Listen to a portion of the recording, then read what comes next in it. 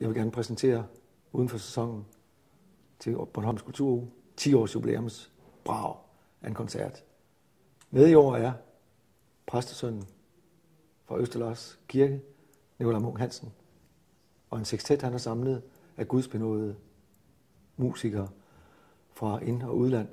Unge, vilde, dygtige, musikalske, grænseoverskridende folk, som ikke er bange for noget som helst.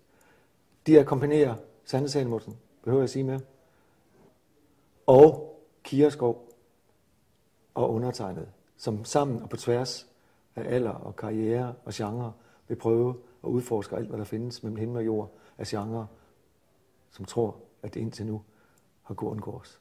Det kan de ikke. Ikke her på Bornholm. Så sidder der selvfølgelig mange derude og tænker, fint nok, den flinke mand, som han taler. Men nu har han været her så mange år. Hvorfor siger han ikke bare noget på bornholmsk? Hvorfor tør han ikke bare igennem med sin dialekt? Som vi ved, han kan. Vi ved jo, han kan tale bornholmsk. Det tør han ikke. Det tør han garanteret ikke.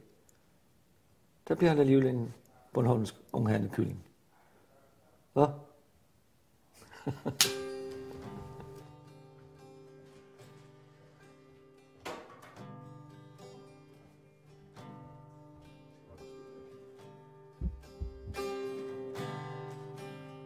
Jeg drømte en drøm om en mand,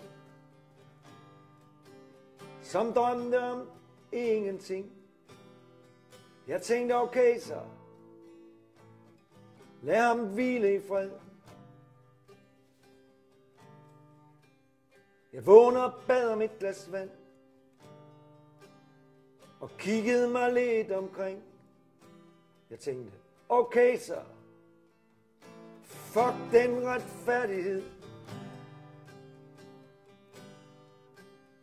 Og sådan er drømmemand kæmper imod og lander på en dag, hvor solen skinner og lykken er pusset på din sag.